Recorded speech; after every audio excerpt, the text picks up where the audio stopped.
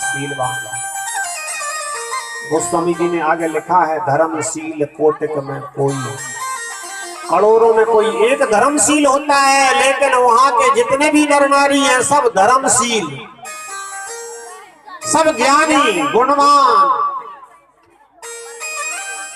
ऐसे नर नारी जहां पर रहते हो,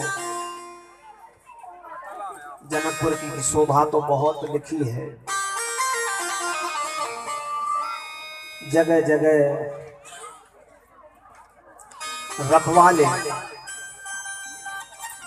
बड़े प्रेम से भगवान का भजन करते हुए अपने कर्तव्य का पालन कर रहे हैं।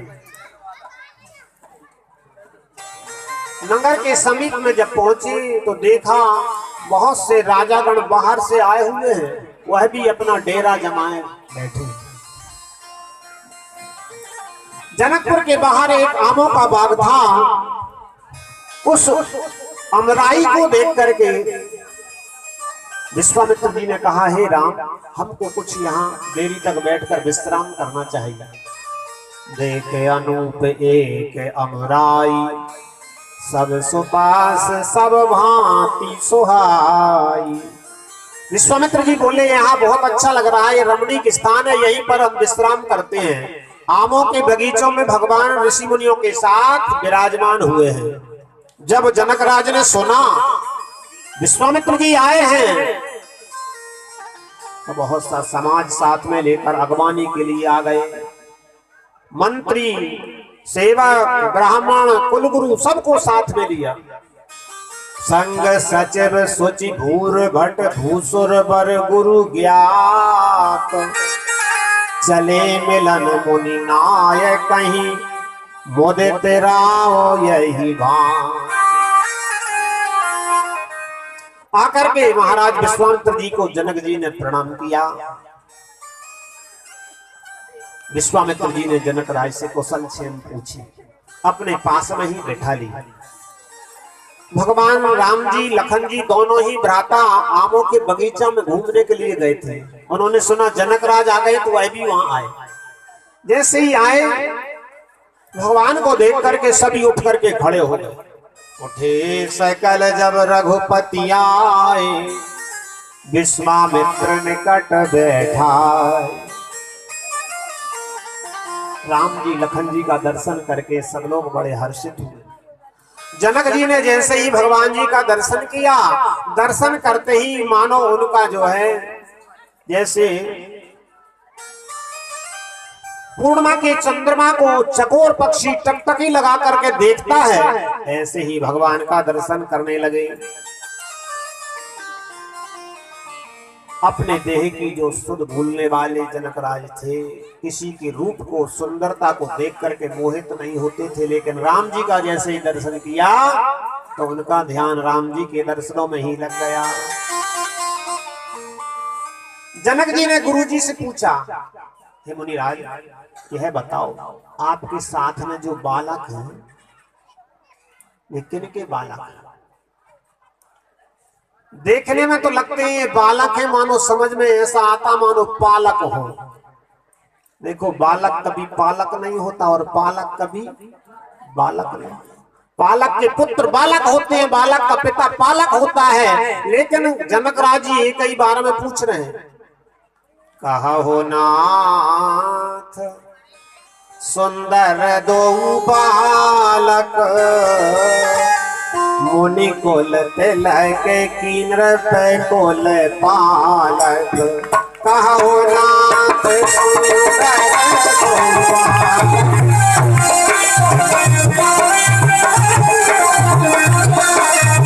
ब्रह्म निगम जेति कहे गावा, उभय देश धरती सोई आवा।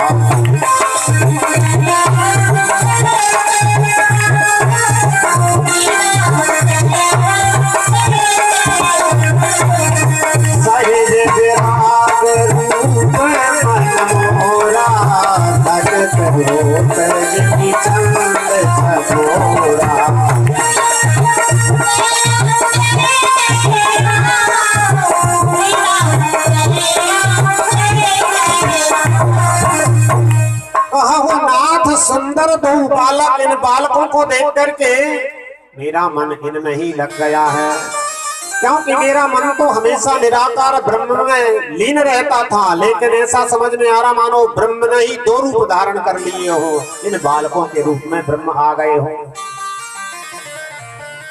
इनहि बिलोकत अति अनुरागा, बरवस ब्रह्म सुखई मन त्यागा। मेरा मन उस ब्रह्म सुख को त्याग कर इनमें लग रहा है। महाराज आप बताइए, तुम्हारे साथ में जो तुम शिष्य हैं वो किसके बालक? विश्वामित्र जी ने कहा, राजन तुमने जो विचार किया है वो सत्य है, तुम्हारी बात झूठ नहीं हो सकती। वचन तुम्हारा न होए अली का, तुम्हारा वचन सत्य है, ब्रह्म ने ही रूप धारण किया है। और यदि आप कहो ये बालक हैं तो किसके हैं? रघुकुल मणि दशरथ के जाए, रघुकुल मणि दशरथ के जाए।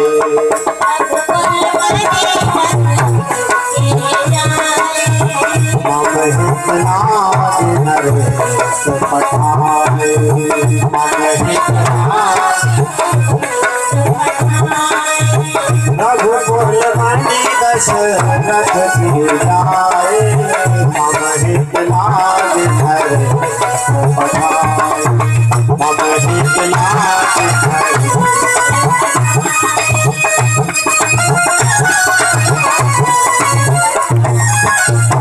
अयोध्या नरेश दशरथ जी महाराज के सुकुमार बालक दोनों मेरे साथ में आए। मम हित लाज, मेरे लिए उन्होंने पहुंचा दिया। आप समझ रहे देखने में सुंदर है, अकेले देखने में सुंदर नहीं। इनका एक श्यामल वर्ण है, उनका तो है नाम राम, और गौर वर्ण के हैं वो है लखन। जिसको भी अपन देख लेते हैं, परिचय जानना चाहते तो तीन बातों की इच्छा होती है। कौन कौन सी? नाम, धाम, काम। तीनों जानना चाहते हैं। किसी से परिचय होता है तो भाई तुम्हारा नाम क्या है, तुम्हारा धाम क्या, रहते कहाँ हो, काम क्या है, करते क्या हो। तो विश्वामित्र जी ने कहा नाम तो है इनके राम लखन। राम लखन दो बंधुवर, रूप शील बलधाम। शीलवान भी हैं और रूपवान भी हैं और बलवान भी हैं। बलवान कैसे हैं? मथुरा के सब साखी जग, जिते असुर संग्राम। जगत विजयी राक्षसों को, दैत्यों को इन्होंने अपने बाणों के द्वारा ऐसे मार दिया जैसे गरुड़ जी थोड़े से ही समय में सर्पों को खा जाते हैं। ऐसे बलशाली हैं। भगवान जी की कथा सुन करके जनक राज को बहुत अच्छा लगा और कहने लगे, महाराज आपने बड़ी कृपा की। अब जनक जी ने विचार किया, साधु संत ऋषि मुनि अकेले आए होते तो कोई बात नहीं है, उनको तो अपन यही ठहरा देते। दशरथ जी महाराज के राजकुमार आए हैं तो इनको अच्छे भवन में ठहराना चाहिए। बोले महाराज अब एक काम करो, आप नगरी में प्रवेश करो। भीतर नगर में प्रवेश कराते हैं। बहुत अच्छा जो एयर कंडीशन वाला भवन था, आज की भाषा में उसको बोलेंगे वातानुकूल, ऐसा भवन था। उस भवन में विश्वामित्र जी के साथ राम लक्ष्मण जी को ठहराया। सब कालों में जो सुख देने वाला हो उसी का नाम तो वातानुकूल होता है। सुंदर सदन सुखद सब काला, कहाँ बास ले दीन भुआरा। सभी के लिए बड़े सुंदर सुंदर भोजन जिमाए गए। भोजन पाने के उपरांत भी राम जी लखन जी देखते हैं कि सूर्य नारायण अस्त होने में तो थोड़ा टाइम, अभी समय, क्या करना चाहिए। लक्ष्मण जी के मन में भावना हुई, जनकपुर की शोभा देखे। बाहर से इतना अच्छा लग रहा था तो भीतर भी तो चल के देखना चाहिए, कैसी गलियां हैं, कैसे कैसे भवन बने हुए हैं, यहाँ के रहने वाले कैसे हैं। तो लक्ष्मण जी ये बात कह नहीं पा रहे थे। राम जी ने लखन जी की बात को विश्वामित्र जी से कहा, गुरु जी नाथ लखन पुर देखन चाही, प्रश्न करत मन सकोचत आही। लखन पुर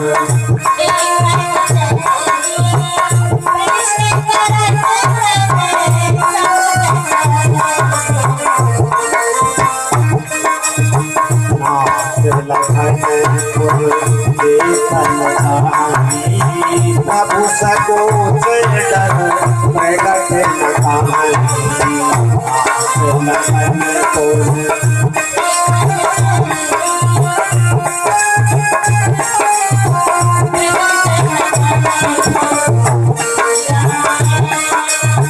वो राहो रे आय सुने पावो, जो राहो रे नगर दिखाए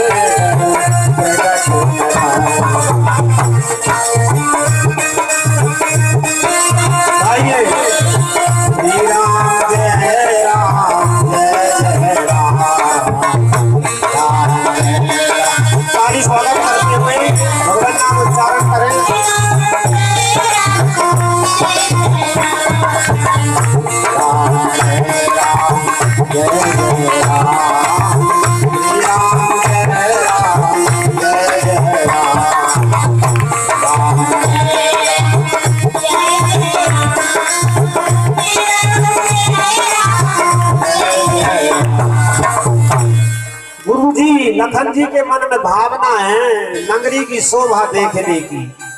गुरु जी तो समझ रहे हैं कि लखन जी की भावना सोई है और तुम्हारी सोई है। बड़ों का एक काम होता है, कहीं मेहमानी को भी गए हो, छोटा सा बालक साथ ना हो तो क्या कहेंगे, मेरा छोटा सा बालक है, इसको तो नाश्ता करने की आदत है। अब स्वयं को भी आदत हो तो कहेंगे क्या कि हमको भी भोजन चाहिए, जल्दी से बनवा दो। थोड़ा इशारा करें तो छोटो सो बालक है ना, इसे भोजन करने की जल्दी जल्दी पड़ी है, इसलिए इसको स्वल्प आहार करा दिया जाए। तो बहाना लेते, राम जी ने लखन जी का बहाना लिया। गुरु जी ने कहा जाए देखे आवो नगर, सुख निधान दो भाई। अरे तुम्हें नगर देखने की नहीं पड़ी, नगर निवासियों को तुम्हें देखने की पड़ी है। नगर निवासियों ने समाचार सुन लिया है, उनके मन में भावना हो रही कब हम उन राजकुमारों का दर्शन कर पाए। जाए देखिया बहु नगर, सुख निधान दो भाई, करहु सुफल सबके नयन सुंदर बदन दिखाए। अपना मुखार बिंद दिखा करके सबके नेत्रों को सफल कीजिए। आज्ञा मान करके राम जी और लखन जी चल दिया। गोस्वामी जी कहते हैं दोनों भ्राता बड़े सुंदर हैं, उनकी जो रूप वेशभूषा है बड़ी सुंदर है। नख सिख सुंदर बंधु दो, नख से लगा के सिख तक शोभा सकल सुदेश, जहां जैसी शोभा होना चाहिए वैसी शोभा है। पीले वस्त्र धारण किए हैं, धनुष बाण धारण किए हैं, शरीर पर जैसा चंदन सुशोभित होना चाहिए वही चंदन लगा है। तन अनुहरत सो चंदन खौरी, खौर भरी है श्यामल गौर मनोहर जो। सिंह के समान कंधे हैं, विशाल भुजाएं हैं, केहरी कंधर बाहु विशाला, और अति रुचिर नाग मणिमाला, मणियों की माला गले में सुशोभित हो रही। भगवान की सुंदरता का वर्णन बहुत अच्छी तरह से किया है। कामदेव को कमलों के फूलों को लजायमान करने वाले सुंदर लोचन नेत्र हैं। सुबह सोन सरसी रहे लोचन, बदन मयंक ताप त्रय मोचन। कानों में कर्ण फूल सुशोभित हो रहे हैं, कानन कनक फूल छवि देहि, चितवत चितहि चोर जन ले। ऐसे राजकुमार जब जनकपुरी में प्रवेश करते हैं तो छोटे छोटे बालकों ने उनको घेर लिया चारों तरफ से। बालक वृंद देखे अति शोभा। ये तो सबसे पहले बालक आए भगवान के पास, युवा वृद्ध नहीं, पहले बालक। बालक वृंद क्यों? गोस्वामी जी कहते हैं बाल बुद्धि बना लो तो भगवान जल्दी मिल जाते हैं। जैसे ही पुरवासियों ने समाचार सुना, दौड़ दौड़ करके दर्शनों के लिए आ गए। बड़े बड़े राजमार्ग भी छोटे पड़ गए। राजमार्ग तो लंबा चौड़ा होता है, लेकिन वह भी छोटा सा दिखाई देने लगा। पिछले वर्ष जब कुंभ का मेला लगा था, माघ मेला प्रयाग में, कौन कौन गए थे? तो जरा हाथ उठा करके ऊपर को सभी गए थे। वाह, इसीलिए तो 60 करोड़ से ज्यादा पहुंच गए थे। भीड़ भीड़ भीड़ के समय कौन गया था?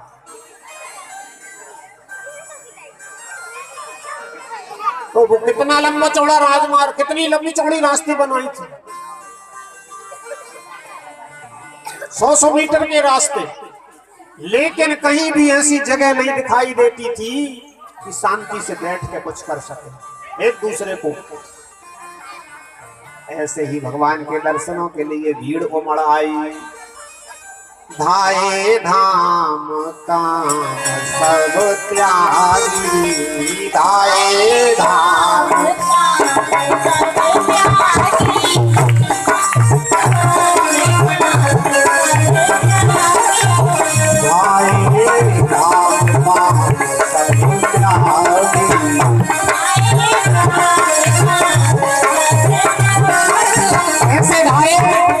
जैसे किसी गरीब ने सुना हो कि राजा जी महाराज के पास बहुत बड़ा खजाना है, तो दौड़ दौड़ के आएगा कि नहीं? और एक बार तो धनपति भी आ जाएगा। ऐसे भाई